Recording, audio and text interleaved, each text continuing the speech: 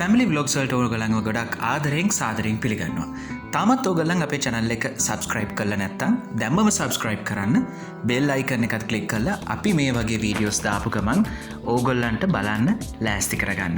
ඉතින් අපි විටින් විට ඕගොල්ලන්ට කියනවා අපේ channel එකේ food recipes විතරක් නෙමෙයි vlogs එතකොට traveling කරන දේවල් මේ දේවල් හැම දෙයක්ම අපි පෙන්වන්න සූදානම් කරලා තියෙනවා. වගේම ඕගොල්ලන් අපිට රසවත් විදියට කෑමක් හදන විදිය recipe එකක් කිව්වොත් අපි ඒකත් අපේ channel එකේ පෙන්වන්න ලෑස්ති කරලා තියෙනවා. ඉතින් අපිට ඒ වගේ බොහොම රසවත් පැණි රස වලට ආස කරන ගොඩක් කට්ටිය ආසම කරන කෑමක් හදාගන්න විදිය අපිට ආදරය කරන අපේ හිතවතියක් කියලා තියෙනවා.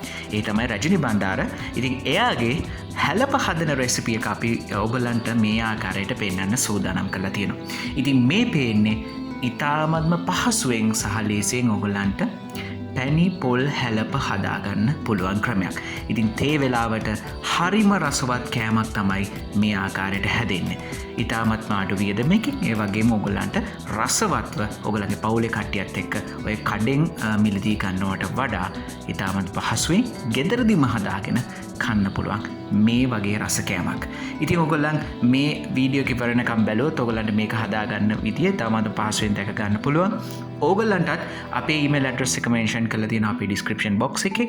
ඒකට ගිහිල්ලා මේ මේල් ඇඩ්‍රස් එකට ඕගොල්ලන්ගේ වීඩියෝ ක්ලිප්ස් එවන්න. ඕගොල්ලන් හදන විදිය කොහොමද කියලා ක්ලියර්ලි අපි ඔබත් අනිවාර්යයෙන්ම මේ channel එකේ ඕගොල්ලන්ට අපි ඒ ඉඩකඩ වෙන් කරලා තියෙනවා.